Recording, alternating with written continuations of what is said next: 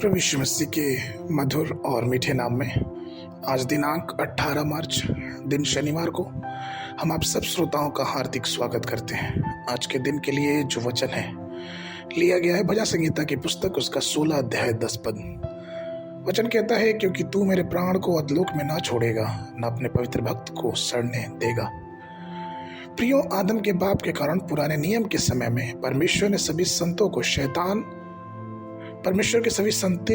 को शैतान ने अधलोक में बंदी बना लिया। दुख के साथ याकूब ने कहा था उत्पत्ति की पुस्तक उसके 42-38 पद में कि तब तो तुम्हारे कारण मैं इस बुढ़ापे की अवस्था में शोक के साथ अधलोक में उतर जाऊंगा। दाऊद ने भी भजन संहिता उसके 18:5 में कहा था कि अधलोक की रस्सियां मेरे चारों ओर थी और मृत्यु के फंदे मुझ पर आए थे। अय्यूब ने भी अय्यूब की पुस्तक 17 अध्याय 13 पद में इस प्रकार से कहा था, यदि मेरी आशा यह हो कि अधलोक मेरा धाम होगा, यदि मैंने अधियारे में अपना बिछौना बिछा लिया। लेकिन प्रभु यीशु मसीह ने कलवरी पे अपनी मृत्यु के द्वारा न केवल शैतान पर विजय प्राप्त की बल्कि अधलोक पर भी विजय प्राप्त की। उसने अधलोक की कुंजी शैतान के हाथ से छीन लिया, अधलोक में गया और वहां बंदी बनाए गए परमेश्वर के पुराने नियम के सभी दासों को उसके चंगुल से छुड़ाया। पहला पत्रस की पत्री उसका 3 अध्याय 18 से 20 पद इस प्रकार से कहता है, इसलिए कि मसीह ने अर्थात अधर्मियों के लिए धर्मी ने पापों के कारण एक बार दुख उठाया ताकि हमें परमेश्वर के पास पहुंचाए। वह शरीर के भाव में तो घात किया गया पर वह आत्मा के भाव में जिलाया गया। उसी में उसने जाकर कैदी आत्माओं को भी प्रचार किया, क्योंकि उस बीते समय में आज्ञा न मानी जब परमेश्वर नूह के दिनों में धीरज धरकर ठहरा रहा और जब जहाज बन रहा था जिसमें बैठकर थोड़े लोग अर्थात 8 प्राणी पानी के द्वारा बच गए थे। प्रियो, यह अद्भुत है कि प्रभु यीशु ने अधलोक में भी उपदेश दिया।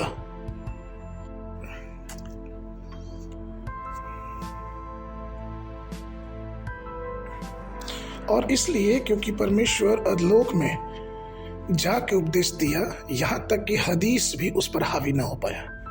उसने पुराने नियम के संतों को छुड़ाने के लिए अपने लहू को बहाया। इब्रानियों की पुस्तक उसके 9 अध्याय के 15 पद में लिखा है कि और इसी कारण वह नई वाचा के मध्यस्थ है, ताकि उस मृत्यु के द्वारा जो पहली वाचा के समय के अपराधों से छुटकारा पाने के लिए हुई है, बुलाए हुए लोग प्रतिज्ञा के अनुसार अनंत मिरास को प्राप्त करें। ऐसा इसलिए था क्योंकि पुराने नियम के संतों के पाप केवल ढके हुए थे, लेकिन उन्हें क्षमा या पूरी तरह से शुद्ध नहीं किए गए थे। उन्हें अपने पापों की क्षमा और पूरी तरह से धोए जाने के लिए कलवरी के क्रूस के पास यीशु की बलिदान की प्रतीक्षा करनी पड़ी।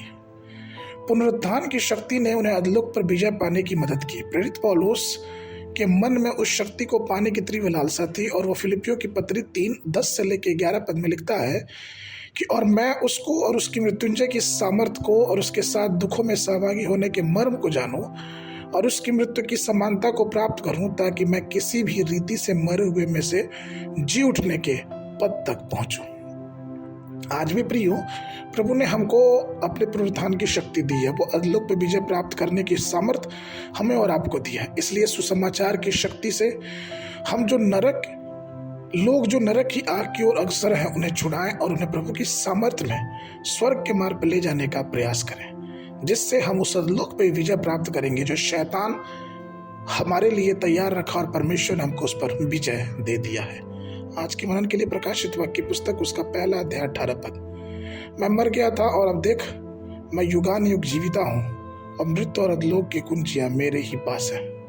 बाइबल अध्ययन के लिए सुबह के समय व्यवस्था विवरण की पुस्तक उसका 32, 33 और 34 अध्याय, शाम के समय मरकुस रचित सुसमाचार उसका 15 अध्याय 26 पद से लेके 47 पद तक। परमेश्वर आप सबको आशीष देवे।